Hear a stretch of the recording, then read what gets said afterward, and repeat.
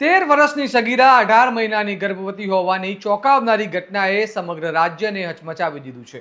પહેલા mobile number આપ્યો, વાતચીત થઈ, લગ્ન કરવાનું કહી ફોસલાવીને સગીરા સાથે વારંવાર નરાધમે સૃષ્ટિ વિરુદ્ધનું કૃત્ય કર્યું. આ ઘટનાની જાણ પરિવારને ત્યારે થઈ જ્યારે સગીરાને પેટમાં દુખાવો થયો.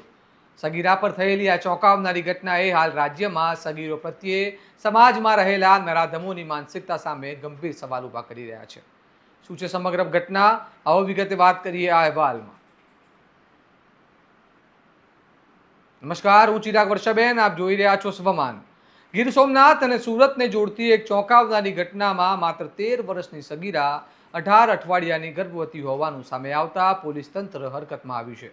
તબીબી તપાસ બાદ સમગ્ર મામલો પ્રકાશમાં આવતા આરોપી સામે પોક્સો એક્ટ સહિતની ગંભીર કલમો હેઠળ ગુનો નોંધાયો અને ફરિયાદમાં જણાવ્યા મુજબ મૂળ ગીર સોમનાથ જિલ્લાના અને હાલમાં સુરતમાં પરિવાર સાથે રહેતા મહિલાની 13 વર્ષીય પુત્રી થોડા સમયથી સુરત ખાતે પોતાના મામાના ઘરે રહેતી હતી. દરમિયાન પેટમાં દુખાવાની ફરિયાદ કરતા તેના પરિવારજનોએ તેને સુરતની એક ખાનગી હોસ્પિટલ ખાતે સારવાર માટે લઈ ગયા અને તપાસમાં સગીરા ગર્ભવતી હોવાનું સામે આવતા પરિવાર ચોંકી ઉઠ્યો. ત્યારબાદ વધુ તપાસમાં ડોક્ટરોએ સગીરા આશરે 18 અઠવાડિયાની ગર્ભવતી હોવાનું જણાવતા પરિવારના પગ નીચેથી જમીન સરકી ગઈ. પરિવાર દ્વારા સગીરાની પૂછપરછ કરતા ચોંકાવનારી વિગતો સામે આવી.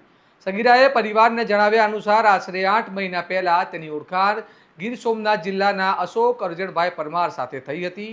શરૂઆતમાં બંને વચ્ચે ફોન પર વાતચીત થતી હતી. બાદમાં આરોપીએ લગ્ન કરવાની લાલચ આપી સગીરાને મળવા બોલાવી અને આરોપી અશોક પરમારે સગીરાને હું તારી સાથે લગ્ન કરીશ તેવી વાતો કરીને વિશ્વાસમાં લીધી અને ત્યારબાદ બે અલગ અલગ પ્રસંગે એકાંત સ્થળે લઈ જઈ તેની સાથે શારીરિક સંબંધ બાંધ્યા, જેને પરિણામે તે ગર્ભવતી બની. સગીરાની ઉંમર માત્ર 13 વર્ષની હોવાથી કાયદાકીય રીતે તેની કોઈ પણ પ્રકારની સંમતિ માન્ય ગણાતી નથી.